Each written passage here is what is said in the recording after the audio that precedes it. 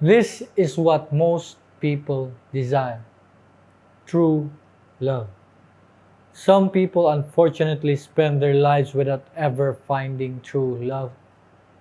Some had the chance to experience it once only to waste it. But to the few who had found true love, congratulations, cherish it. In order for us to clearly define love, we must define what is not love. Most of the pain that we feel with love comes from our own misunderstanding of love. You will at some point encounter people whose in your eyes are different, special. You will feel strong emotions when you see them. Your mood might be dependent upon how well your interaction went. You can't stop thinking of them. And how cool would it be if they were romantically involved with you? You think you are in love. But what you are feeling is attraction. That strong emotion that you can't seem to control is called attraction. Many make the mistakes of thinking attraction is love. Attraction is not true love. Attraction is based on our ego. We feel attracted to the people who we think could add more value to our lives. Here is an example of attraction-based love. A guy meets a girl. The guy thinks the girl is physically attractive. He thinks, how cool would it be to have a girlfriend that's as attractive as her? He imagines his friends are going to be impressed and will be jealous of him. Another example would be a girl being courted by a guy. The guy buys her gifts, shows her a good time, makes life extremely comfortable for her.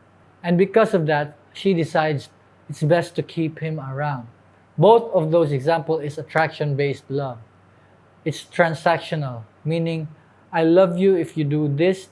If you make me feel this way, I love you. But if you don't, I don't love you. Don't get me wrong, there's nothing wrong with attraction. It's only our instincts taking place. But developing something from that attraction is where the beauty lies. Love usually takes place a few months in. It is when you finally get to know the person well. Now that we have an idea of what not love is, now let's understand what true love means. You cannot love someone truly without acceptance. I believe this is where it all begins. After you had the chance to get to know that person well, you saw their strengths, you uncovered their weaknesses, but you still had that respect and that intense adoration. That is when you are in the doorsteps of true love. Contrary to what most people believe, love is logical. The most sincere and truthful love comes from a decision. It is not an emotion that we cannot control, but it is a conscious decision to commit to this person. Will Smith said it best, true love all boils down to help. Love is help. In our lives, we all suffer, but love is a commitment to help that person when they are suffering. It is a decision to carry some of their load and help them get through their lives. So when you decide to commit to the cause of this person, you spend time, energy, and help this person grow without expecting anything in return. You can now say that you are truly in love. There is a story about love that goes like this. There are two gardeners who grew flowers. The first gardener went out and saw the most beautiful flower he has ever seen in his entire life. Excited by this, he thought, how nice would it be if other people see it? So he plucked the flower, put it in a vase, and placed it just outside his window for everyone to admire its beauty. Now, the second gardener, on the other hand, saw a similarly astonishing flower. He was amazed by its beauty, and he was excited to see what develops out of that flower. From then on, he decided that every day he would water that flower. A week had passed. The second gardener seen that his flower developed into an even more beautiful and astonishing flower. He was grateful for this experience.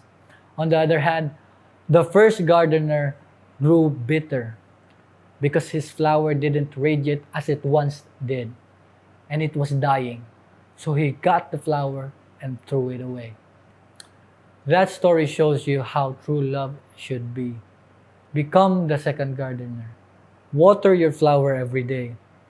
Support and help them achieve their greatest potential. Do not influence them to do the things that will only satisfy your ego.